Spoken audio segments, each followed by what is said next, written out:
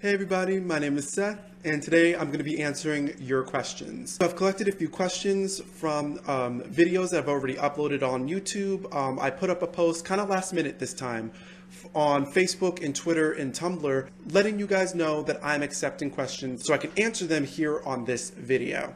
I plan on making this a monthly thing. It's a little bit of an experiment, see what happens, see if I can get you guys to engage with me here, since we're having so much fun engaging on the comments already. So in a video like this, I get to be your audience for once and give you guys concise, appropriate information for what kind of questions you have for me.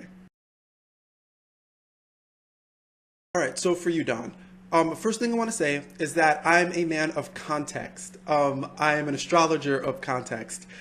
I hate to answer questions without understanding the depth of the chart, without understanding what else is going on. I can give a simple interpretation, but that's really what it's going to be.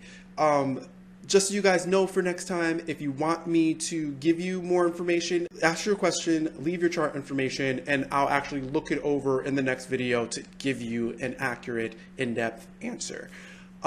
If this is more you just want to understand about separate placements, I am not your astrologer for that. I know I do that in some series, but it's only because I feel as if there's some type of misrepresentation going on, so I want to correct that. Here, again, there's no context. I don't know what the misrepresentation could be. So check on search engines, check through YouTube, read books on the subject, see what other people have to say. So this is Saturn. When you see the symbol sitting in your first house, like shown in this example, that is what she means. Now, when you see a red line connecting the symbol representing Saturn to your midheaven, that is showing a square. If you look in the middle of the picture, if you see a red square on the grid at the bottom of your chart or on a list of aspects in your chart, and you see the Saturn symbol, that red square in the letters MC, that means you have Saturn squaring your midheaven. By default, if you see either of these indications, it also means Saturn is squaring your IC, your fourth house. Now to get to Dawn's question, let's speak a little bit about Saturn squaring the midheaven. Just Saturn squaring the midheaven. No knowledge of what the ascendant is in, no knowledge of what the midheaven, what sign the midheaven's in, things of that nature. We don't have any of that. So what I can say is that with Saturn squaring your midheaven, there's a strong contrast between how your parents deal with life. More than likely, one parent or one guardian deals with things in one way, whether that be badly, poorly, without responsibility, without dignity, or maybe even without discipline. When that's the case, you can almost bet that the other guardian, the other parent, deals with things in the opposite way. They deal with things with responsibility, with lots of dignity, with lots of discipline. Usually, they're two extremes. One isn't good and one isn't bad. They're either both good or they're both bad. Now, when it comes to your parents or your guardians, there's also a feeling of burden. How you may feel as if you're a burden to one of your parents, while you might even feel as if you are supporting the other parent.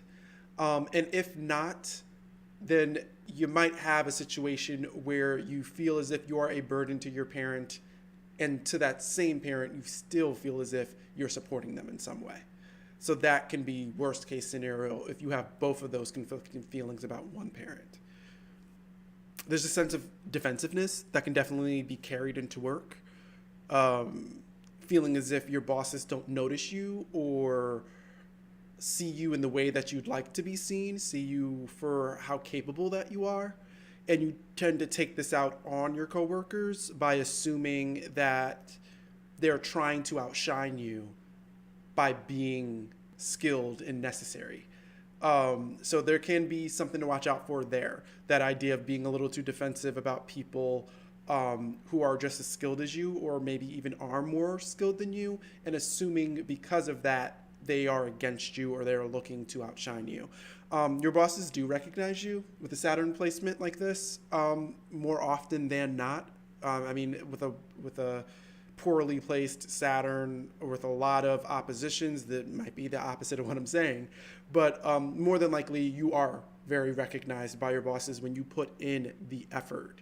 When you make an effort and you do a good job, they see you. But they don't always feel as if they owe you a pat on the back for doing what they pay you to do. All right, so I want to thank all you guys for coming. I feel like this was a successful video. I'm happy I really got to talk to you guys like personally. We ironed out some kinks. Now it's established what is necessary for me to give you a functional answer to your questions so we can move along and get even better answers. Leave your questions below and I will be sure to include them in next month's installment. Also, keep an eye out on the Cancersburgo Facebook, Twitter, and Tumblr. That's where you're going to find my announcement for the next video, and you can leave your questions there when I make the announcement as well, and I will gather them all up and answer them all next month. Lend some support by hopping over to my Patreon and by liking this video, sharing this video, and subscribing if you haven't already. You know I truly appreciate it. Make sure to stay tuned because you never know when I'll be talking to you next.